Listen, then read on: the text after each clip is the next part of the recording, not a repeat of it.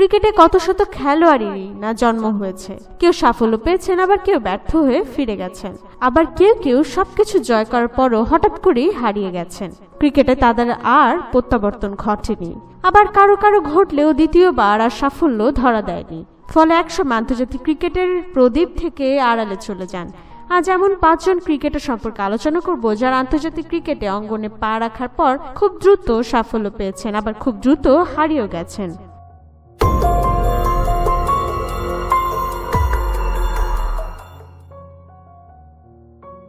Andy বিকেল 1997 সালে 5 জানুয়ারি অস্ট্রেলিয়ার হয়ে ওয়েস্ট ইন্ডিজের বিপক্ষে ওডিআইতে অ্যান্ডি বিকেলের অভিষেক ঘটে।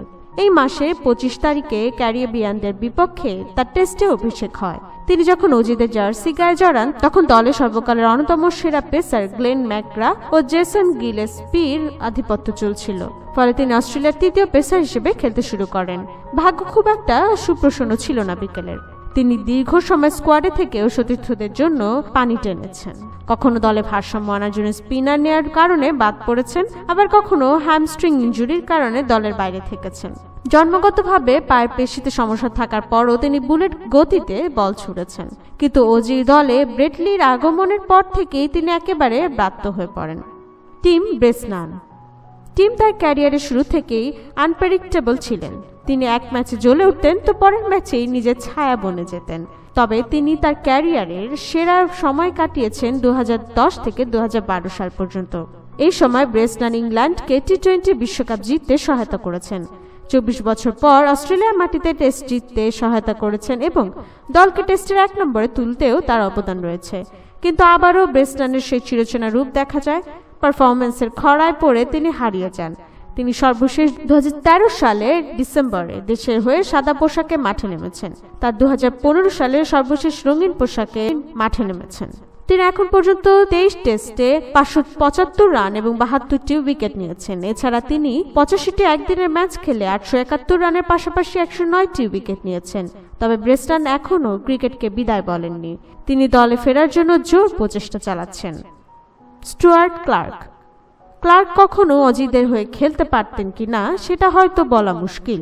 তবে 2006 সালে দক্ষিণ আফ্রিকার সফর থেকে গ্লেন ম্যাকগ্রা নাম প্রত্যাহার করে নেওয়ার পরই কপাল খুলে যায় ক্লার্কের। ম্যাকগ্রার কাঁধে ভর করে 1 দশকেরও বেশি সময় ধরে টানা সাফল্য পেয়েছিল অজিরা। কিন্তু হঠাৎ করে তিনি স্কোয়াডে না থাকার দলের শক্তিমত্তা কমে যায়। অস্ট্রেলিয়ার টিম ম্যানেজমেন্ট দ্রুত ম্যাকগ্রার পরিবর্তে স্টুয়ার্ট ক্লার্কের নাম ঘোষণা করেন।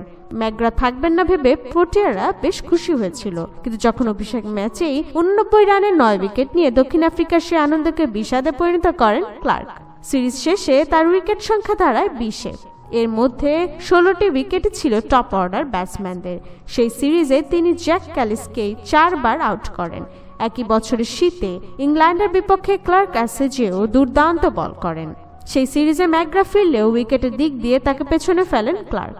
ম্যাকগ্রার 21 উইকেটের বিপরীতে ক্লার্ক নেন 26টি। কিন্তু এরপর 2009 সালে তিনি যখন আবারও অ্যাসেজ খেলার সুযোগ পান তখন দলের প্রত্যাশা পূরণ করতে পারেননি। দলে পিটার সিডল এবং মিচেল জনসন আসায় তিনি প্রথম 3 টেস্টে দলের বাইরে থাকেন। এরপর হেডিংলিতে 4র্থ টেস্টে ক্লার্ক দলে ফিরে প্রথম দিনে 18 রানে 3 উইকেট নিয়ে ইংল্যান্ডকে মাত্র 102 রানে অল আউট করতে সাহায্য করেন। সে টেস্ট জিতে অস্ট্রেলিয়া সিরিজের সমতা আনেন। 2 সপ্তাহ পর ওভালে হারের পর ক্লার্কের আর দেশে হয়ে মাঠে নামা হয়নি। তিনি তার ক্যারিয়ারে 24টি টেস্ট এবং 39টি ওডিআই খেলেছেন। এর মধ্যে টেস্টে তিনি 94টি উইকেট নিয়েছেন এবং 248 রান করেছেন। এছাড়া ওডিআইতে তিনি 53টি ক্রিকেট উইকেটের বিপরীতে রান করেছেন মাত্র 69। প্যাট্রিক প্যাটারসন যখন বল ছাড়তেন তখন উইকেটে যেন তীব্র বেগে হ্যারিকেন বয়ে যেত।